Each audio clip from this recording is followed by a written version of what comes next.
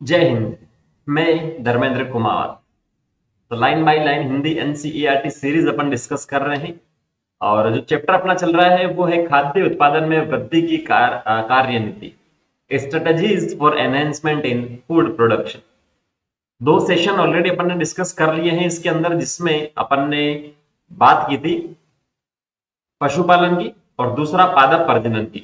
महत्वपूर्ण टॉपिक थे, बड़े टॉपिक थे, उन्हें अपन ने ऑलरेडी कंप्लीट कर लिया है। और आज के सेशन में इस चैप्टर को अपन कंप्लीट करेंगे। ये भी महत्वपूर्ण है दोनों टॉपिक। एकल कोशिका प्रोटीन जिसे कहते हैं सिंगल सेल प्रोटीन, और दूसरा है उत्तक संवर्धन जिसे कहते हैं टिश्यू कल्चर। ठीक है, इसको यहां से अपन डिस्कस करेंगे। नीट में प्रश्न यहां से पूछे गए हैं तो बहुत अच्छे से आपको इसको पढ़ने की जरूरत है। सेशन को पूरा देखिएगा, उसके बाद में एनसीईआरटी पढ़िए। फिर भी कोई आपको डाउट रहता है तो आप कमेंट सेक्शन में कमेंट करके पूछ सकते हैं। डाउट की अगर पिक्चर आपको भेजनी है टेस्ट पेपर का या एनसीईआरटी का या मॉड्यूल का, तो आपको इंस्टाग्राम पर मैं इस नाम से आप सर्च करेंगे तो मिल जाऊंगा। ठीक है, MYDHARMEN। तो फ्री ऑफ कॉस्ट जो आपके डाउट है वो क्लियर हो जाएंगे, कोई भी आपको दिक्कत नहीं आएगी। क्योंकि मेरा उद्देश्य यही है कि हिंदी माध्यम वाले जो विद्यार्थी हैं उनके लिए जो कंटेंट का मैं क्वालिटी कंटेंट जो काम है उसको थोड़ा सा बढ़ाया जाए और उनके सिलेक्शन में थोड़ी सी जो मेरा रोल है उसको दिया जाए। ठीक है, तो हिंदी माध्यम वाले का जो सिलेक्शन रेशियो उसे भी नीट में बढ़ाया जाए। तो स्टार्ट अपन करते हैं। नेक्स्ट टॉपिक, एकल कोशिका प्रोटीन, सिंगल सेल प्रोटीन जिसे अपन कहते हैं। धान, दलहन, सब्जियां, फल आदि के पारंपरिक कृषि उत्पादन से मनुष्य तथा पशुओं की संख्या जिस दर से बढ़ रही है, आहार संबंधी उनकी मांग पूरी नहीं हो पाती है। ठीक है, जो पारंपरिक टेक्निक की अगर अपन बात करें, पारंपरिक जो कृषि उत्पादन की जो बात करें, वहां से जितने भी ऑर्गेनिज्म हैं, जिसमें सबसे ज्यादा जो लालची है वो है मनुष्य, मतलब ही मनुष्य। तो मनुष्य और पशुओं की संख्या यहाँ पर बढ़ रही है तो उनकी जो आहार संबंधी मांग है वो भी यहाँ से पूरी नहीं हो रही, क्योंकि अपने पास रिसोर्सेज जो है, स्रोत जो है वो क्या है, लिमिटेड है। Resources are limited. अनलिमिटेड होते तो कोई दिक्कत नहीं थी, लेकिन ये क्या है, लिमिटेड है। खुद विकास में भी इसे अपन बढ़ते हैं। अनाज से मांसाहार की ओर झुकने से भी धान्यों की मांग बढ़ गई है, क्योंकि पशुओं के फार्मिंग के दौरान 1 किलोग्राम मांस उत्पन्न करने के लिए 3 से 10 किलोग्राम धान्य की आवश्यकता होती है। तो आज के टाइम में क्या हो चुका है, अनाज मतलब वेजिटेरियन से मांसाहार नॉन वेजिटेरियन की ओर जो संख्या है वो बड़ी है। और वो बड़ी है तो उस मांस की आपको सप्लाई पूरी करनी है, तो 1 किलोग्राम मांस उत्पन्न करना है तो उसके लिए लगभग 3 से 10 किलोग्राम धान की आवश्यकता होगी। कैसे कि ये धान था, इसको छोटे जीव ने खाया, फिर इसको बड़े जीव ने खाया, फिर इसको बड़े जीव ने खाया। यहाँ पर क्या हो सकता है, चिकन वगैरह हो सकता है, कुक्कुट फार्मिंग आपने पढ़ा है।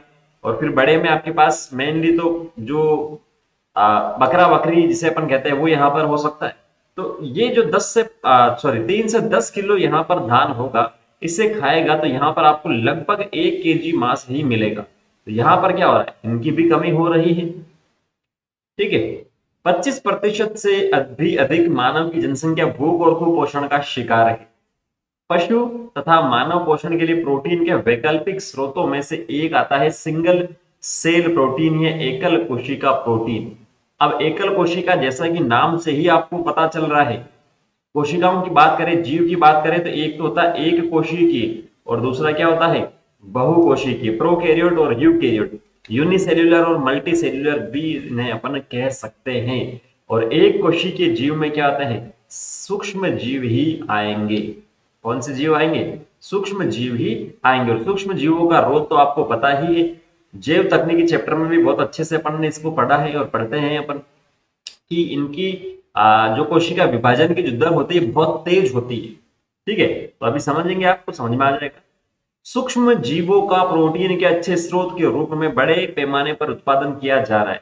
वास्तव में अधिकांश लोग द्वारा मशरूम भोजन के रूप में खाए जाने लगे हैं। ठीक है, भोजन के रूप में खाए जाने लगे मशरूम को। अतः बड़े पैमाने पर मशरूम संवर्धन एक प्रकार से बढ़ता हुआ उद्योग है, जिससे अब विश्वास सा होने लगा कि सूक्ष्म जीव भी आहार के रूप में स्वीकार्य हो जाएंगे।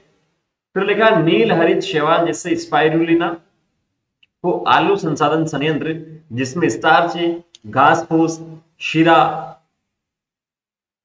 पशु खाद और यहाँ तक कि वाहित मल पर आसानी से उगाया जा सकता है। किसको? स्पाइरुलिना। और ये क्या है? एक ब्लू ग्रीन एल्गी है, एक बैक्टीरिया है, नील हरित शैवाल जिसे अपन कहते हैं। तो इसे आसानी से इन पर उगाया जा सकता है और आसानी से उगाएंगे तो बहुत तेजी से कोशिका विभाजन करेगा और इससे मिलने वाला जो भी प्रोटीन अपन को जल्दी से मिल जाएगा। स्पाइरुलिना में प्रोटीन, खनिज, वसा, कार्बोहाइड्रेट और विटामिन की प्रचुर मात्रा विद्यमान होती है। संयोग से इसका उपयोग पर्यावरणीय प्रदूषण को भी कम करता है। तो पर्यावरण प्रदूषण की अगर बात करें तो एक तो लाइकेन आपको ध्यान में रखना है, लाइकेन प्रदूषण का अच्छा सूचक है या नहीं है, यह आपको 11th क्लास की एनसीईआरटी के दूसरे चैप्टर में मिलता है। और दूसरा आपको ध्यान में रखना है कि स्पाइरुलिना जो है वो प्रदूषण को कम करता है। ठीक है, प्रदूषण को क्या करता है? कम करता है। तो इतना सा आपको ध्यान में रखना है सिंगल सेल प्रोटीन में। अब बात करते हैं टिश्यू कल्चर या उत्तक संवर्धन की। इस चैप्टर का जो लास्ट टॉपिक है उसके बारे में, उत्तक का संवर्धन किस प्रकार से अपन कर सकते हैं। पर्याप्त एवं उन्नत किस्म की फसल प्रदान करने वाले दक्ष तंत्र द्वारा भोजन की बढ़ती हुई मांग को पूरा करने के लिए हमारी पारंपरिक प्रजनन तकनीकें जब असफल हुई तब एक अन्य प्रौद्योगिकी का जन्म हुआ जिसे अपन कहते हैं उत्तक संवर्धन। जो पारंपरिक मतलब जो पहले से चली आ रही जो संकर या प्रजनन की जो तकनीकें हैं वो फेल हो चुकी थी, तब उत्तक संवर्धन आया। 1950 के दौरान वैज्ञानिकों ने जान लिया कि पूर्ण पादप कर्तोतकी से पुनर्जनित किया जा सकता है। कर्तोतकी या विभोज्यतकी या उत्तक है अलग अलग प्रकार के, इसे प्लांट एनाटॉमी में पढ़ते हैं 11th क्लास के छठे चैप्टर। ठीक है, बहुत डिटेल्स आपको जानना है तो उस चैप्टर के अंदर आप जा सकते हैं। तो कर्तोतकी जो है वहां से किसी भी पादप को वापस से नया बनाया जा सकता है इस कर्तोतकी उत्तक के पार्ट से। जैसे पादप का कोई भाग ले लीजिए, उसे विशिष्ट पोषक मीडिया और रोगाणु रहित स्थिति में एक टेस्ट ट्यूब में उगने दिया। कोई भी पार्ट ले लिया तो एक तो आपको उसको पोषक तत्व तो देने ही पड़ेंगे, लेकिन दूसरी कंडीशन ये है कि वो बैक्टीरियल या वायरल फ्री होना चाहिए, रोगाणु रहित वो होना चाहिए। बायोटेक्नोलॉजी के जो प्रिंसिपल अपन पढ़ते हैं उसमें भी इस लाइन का जिक्र किया गया है। जो भी पुनर्योगज है उसको रोगाणु रहित माध्यम में आपकी वृद्धि करवानी है एंजाइम के साथ, यह आपको वहां पर सीधा सीधा मिल जाएगा। ठीक है, तो किसी कोशिका कर्तोतकी से पूर्ण पादप में जनित होने की क्षमता पूर्ण शक्तता कहलाता है। कोई एक सिंगल सेल है उससे अगर पूरा पादप बन जाता है तो उसे अपन कहते हैं पूर्ण शक्तता, टोटिपोटेंस इंग्लिश में से अपन कहते हैं। टोटिपोटेंस इसे क्या कहते हैं? अंग्रेजी में अपन इसे कहते हैं, जिससे कोई भी पादप जो है उसकी एक कोशिका से पूरे पादप का निर्माण किया जा सकता है। उच्च वर्ग के प्राणी में आप इसे किस प्रकार निष्पादित करेंगे, इसके बारे में जब आप बड़ी कक्षा में जाएंगे तो ज्ञान प्राप्त हो जाएगा। इस प्रकार यहां बल देने की आवश्यकता है इस बात पर कि पोषक माध्यम कार्बन स्रोत, जैसे सुक्रोज जो लिखा है ये गलत लिखा है, पहली बात तो सुक्रोज होता है। ठीक है, जो कार्बन का सोर्स अपना होना चाहिए तो सुक्रोज हो गया, और एक कार्बनिक लवण होना चाहिए, विटामिन, अमीनो अम्ल और वृद्धि नियंत्रक जैसे ऑक्सीजन, साइटोकाइनिन आदि प्रदान करे। मतलब जो नेचुरली उसको मृदा से मिल रहा होता है या उपाच्य शरीर के अंदर जो रहता है वो सब जो माध्यम में उसको आपको उपलब्ध करवाना पड़ेगा। नहीं उपलब्ध होगा तो फिर दिक्कत हो जाए। इन विधियों के प्रयोग द्वारा अत्यंत ही अल्प अवधि में हजारों पादप का प्रवर्धन संभव हो चुका है, और इसे भी आपने 11th क्लास के 12वें चैप्टर में पढ़ा होगा। मृदा फ्री जो सोइल फ्री एनवायरनमेंट था, मृदा से मुक्त जो एनवायरनमेंट था, वहां पर अगर आप पोषक पदार्थ दे रहे हो पादप को, ठीक है, तो वहां पर आपके पादप की वृद्धि हो जाएगी। क्लियर है? एक चित्र से आपको समझा रखा वहां पर। उत्तक संवर्धन द्वारा हजारों की संख्या में पादप को उत्पादन करने की जो विधि उसे अपन कहते हैं सूक्ष्म प्रवर्धन या माइक्रो प्रोपरेगेशन। माइक्रो प्रोपरेगेशन, ठीक है। क्या कर रहे हैं अपन? उत्तक संवर्धन जो है आपके पास, उसमें सिंपल सा आपको ध्यान में रखना है, जो भी उस कोशिका के लिए या उत्तक के लिए आवश्यक पदार्थ जिसमें प्रोटीन आ सकता है, कार्बन का स्रोत आ सकता है, विटामिन आ सकता है, अमीनो अम्ल आ सकता है, वो सब अपन उसे देंगे। और वहां पर कम समय में ही अपन क्या करेंगे, कम जगह पर ही हजारों पादप जो है या जो उत्तक से पादप बनने की प्रोसेस है वो अपन करवा देंगे। इसे ही अपन बोलते हैं सूक्ष्म प्रवर्धन। मतलब छोटे से प्रवर्धन आपने करवा दिया, छोटी जगह से, छोटी चीज से। प्रत्येक जो पादप होगा वो आनुवंशिक रूप से मूल पादप के समान होता है जहां से वे पैदा हुए हैं, और इसीलिए इसे अपन सोमा क्लोन कहते हैं। क्लोन शब्द को भी आपने सुना है 12th क्लास की एनसीईआरटी के पहले चैप्टर में। ए लैंगिक प्रजनन जिसे अपन पढ़ते हैं, वहां पर एक सिंगल पेरेंट होता है, जो कोशिका होती है उसमें या तो कोशिका विभाजन होता है या वहां से वृद्धि बाहर निकलती है, अलग अलग तरीके की। तो ये जो होता है एक दूसरे से आनुवंशिक रूप से समान होते हैं, इसीलिए इसे क्लोन कहते हैं। सोमा क्लोन मतलब एक तरह से समान ही है ये, इसमें दो पेरेंट इन्वॉल्व नहीं होते हैं, केवल एक से ही हो रहा है। सेम वैसा ही उत्तक संवर्धन में एक कोशिका से ही हो रहा है, इसीलिए इसे कहा गया सोमा क्लोन। अधिकांश महत्वपूर्ण खाद्य पादप जैसे टमाटर, केला, सेब आदि का बड़े पैमाने पर उत्पादन इस विधि द्वारा किया गया है। किसी उत्तक संवर्धन प्रयोगशाला में आप अपने अध्यापक के साथ जाइए और समझे, तो मैं तो आ नहीं सकता। अगर आप कहीं और से पढ़ रहे हैं तो उनको लेके जाइए, ऑफलाइन की टीचर को।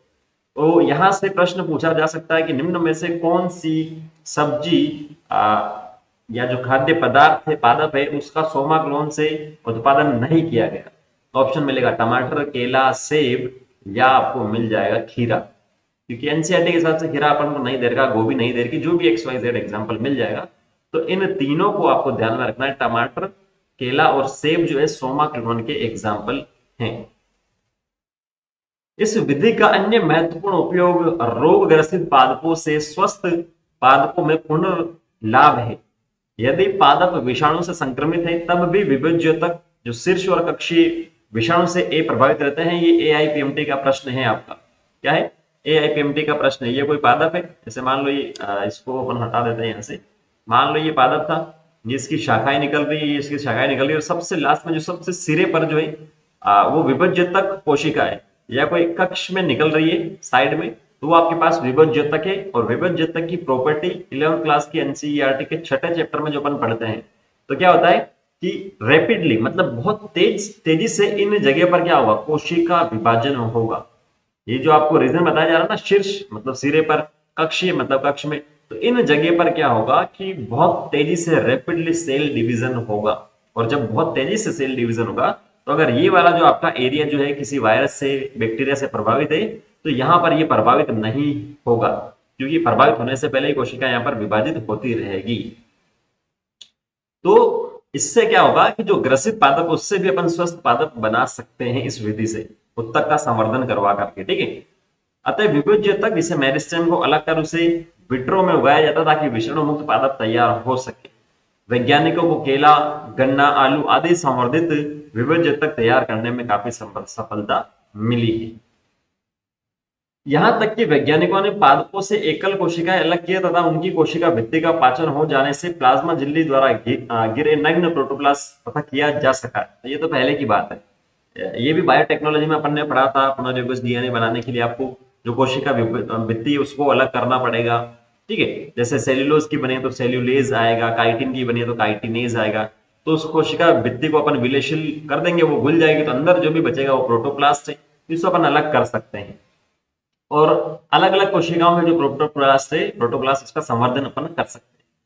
तो प्रत्येक किस्म में वांछनीय लक्षण विद्यमान होते हैं। पादपों की दो विभिन्न किस्मों से अलग किए गए प्रोटोप्लास्ट युग्मित होकर संकर प्रोटोप्लास्ट उत्पन्न करता है, जो आगे चलकर नए पादप को जन्म दे देता है। जैसे ये प्रोटोप्लास्ट था, ये प्रोटोप्लास्ट था, इन दोनों को आपने जोड़ दिया, ये केंद्रक था, ये केंद्रक था। पहले इस कंडीशन में आएगा, उसके बाद में ये एक हो जाएगा केंद्रक। ठीक है। ये डाइकैरियोन था, द्विकेंद्र की अवस्था थी, उसके बाद में एकल केंद्र किया जाएगा। तो अलग अलग प्रोटोप्लास्ट को आप जोड़ेंगे तो नए पादप यहाँ पर अपने को मिल सकते हैं। यह संकर जो है कायिक संकर, जबकि यह जो प्रक्रम कहलाता है कायिक संकरण कहलाता है।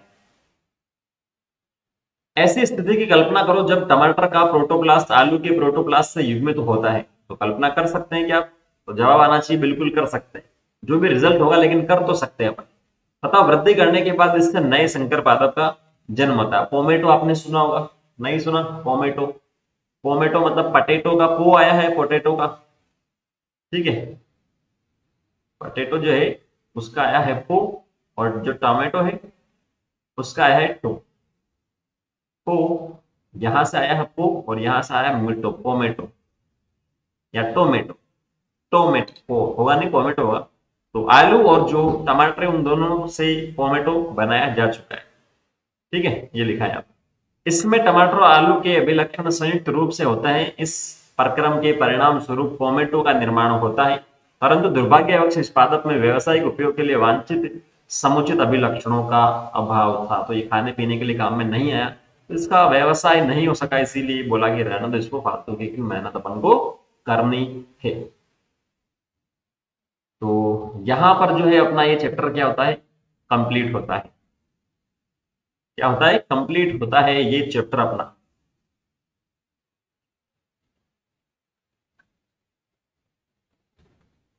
अब इसमें आपको कोई डाउट है तो आपको करना क्या है, जैसे मैं हमेशा बोलता हूँ, कमेंट सेक्शन में आप कमेंट करें और पूछें।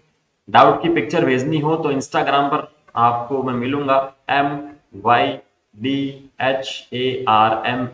इस आईडी से, वहां आप सर्च कीजिए डाउट की पिक्चर। चाहे टेस्ट पेपर हो, चाहे मॉड्यूल हो, चाहे एनसीईआरटी हो, वहां आप भेज सकते हैं और डिस्कस कर सकते हैं। फ्री ऑफ कॉस्ट जो है आपका क्या होगा, जो डाउट है उसको सोल्व किया जाए। ठीक है, तो मिलते हैं नेक्स्ट सेशन में नए चैप्टर के साथ में। Thank you, all the very best और जय हिंद।